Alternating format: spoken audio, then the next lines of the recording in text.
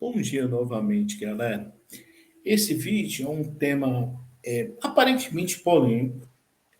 Já aviso que eu não vou misturar as minhas crenças pessoais nessa análise. A propedêutica da Bíblia. Quais os problemas ao analisar historicamente a Bíblia? Lembrando que do nascimento de Jesus até a sua morte, e o cristianismo, nos três primeiros séculos, nos 300 anos depois de Cristo, foi passado oralmente. Antigamente, o povo não se preocupava em transcrever, nesse período, o povo não se preocupava em transcrever os ensinamentos de Jesus, ou qualquer outro ensinamento.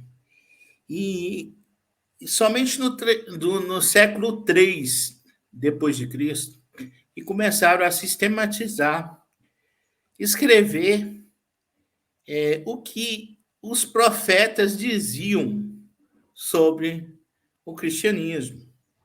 Tanto é que em algumas cartas, por exemplo, carta de São Paulo, Mateus, Lucas, esses evangelhos, na verdade, foram atribuídos a esses profetas, quando, na verdade, as pessoas que repassaram esse conhecimento oralmente atribuíram a autoria dos evangelhos a essas pessoas, quando, na verdade, lembrando que os escritos, os 300 primeiros anos foram de tradição oral. Somente quando o cristianismo chega em Roma e chega na Grécia que começam a sistematizar esse conhecimento. E não se preocupando com questões de diferença de linguagem. Por exemplo, Yeshua Hamashir, ou Yoshua Hamashir, lembrando que Hamashir, que do grego passou a se chamar Christos, era um título sacerdotal. Tanto é que supõe-se que existiam outros Cristos, outros títulos sacerdotais com essa nomenclatura. E originalmente é Yoshua ou Yeshua Hamashir, que basicamente significa a mesma coisa. Manuel Salvador, o portador da palavra, a palavra viva, o ungido do Senhor. Não, mas é por isso que há afirmações, por exemplo, que Jesus Cristo teria tido irmãos de sangue. Algo que não se pode provar. Por quê?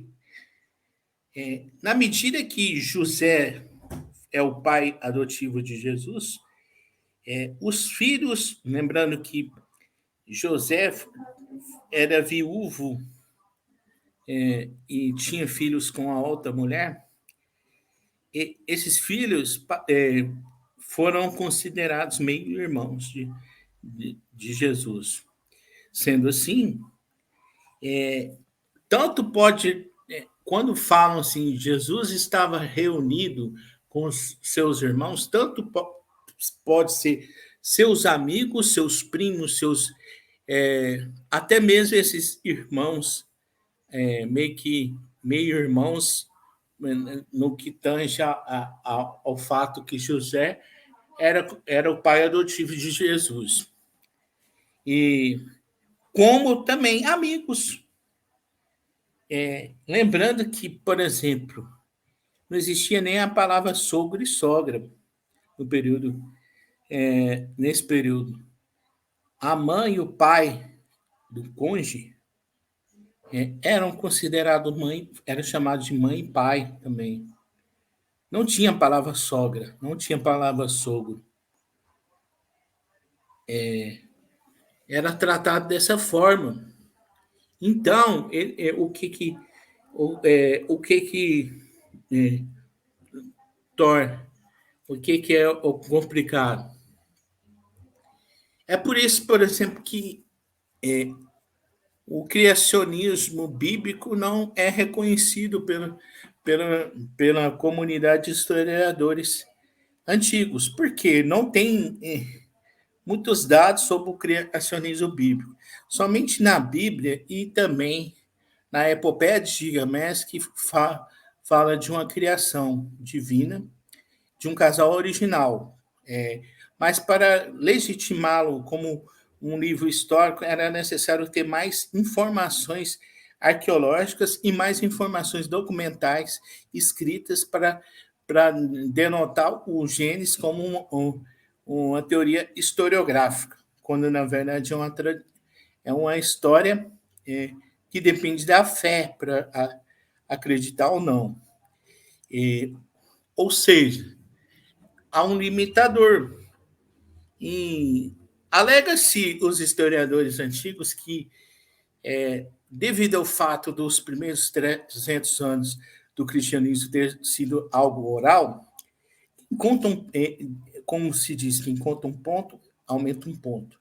E alega-se isso, para não ter total, para não só dar crédito à Bíblia, porque é por isso que alguns livros da Bíblia não são considerados livros históricos, porque não há outras informações a não ser referências bíblicas sobre o assunto. E aqui eu não estou falando do meu lado religioso, estou falando do lado técnico, como historiador. Ou seja, para referendar algo como histórico, por exemplo, o Gênesis, era necessário ter mais de 3.000 documentações históricas ou arqueológicas falando de Adão e Eva, coisa que não tem, né? Então, não estou dizendo que eles não existiram ou eles existiram, apenas que a ciência história não consegue legitimar a teoria do Adão e Eva como sendo a teoria da origem humana. Assim como, por exemplo, eu não posso colocar Deus dentro da história. Eu posso até falar das religiões que motivaram transformações inseridas no tempo e espaço, mas eu não posso falar de Deus, porque Deus é um ser superior, superior até à datação humana. Então, já que a história lida com as ações humanas inseridas no tempo e espaço, então há esse limitador. Então, isso que deve ser dito. Por que, por exemplo, que eles reconhecem mais o evolucionismo? O evolucionismo é que tem mais informações, inclusive arqueológicas, sobre o assunto. As pinturas rupestres estão aí para provar. As ferramentas achadas do tempo da pré-história. Mas eu não posso falar o seguinte: hoje, nesse exato momento, ela tem mais informações para corroborar a origem humana com o processo evolucionário.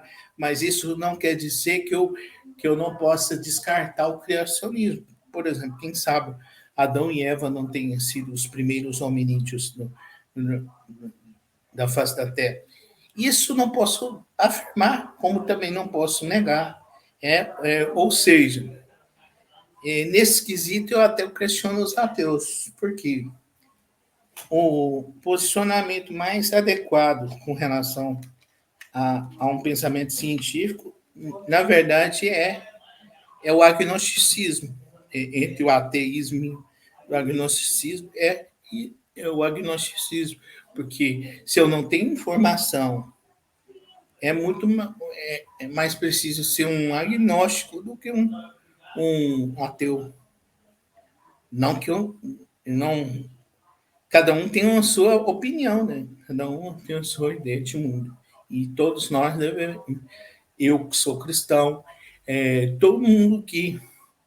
Os ateus, os agnósticos, e Todas as vertentes religiosas e não religiosas devem ser respeitadas, porque todos nós somos seres humanos e merecemos respeito. É isso aí.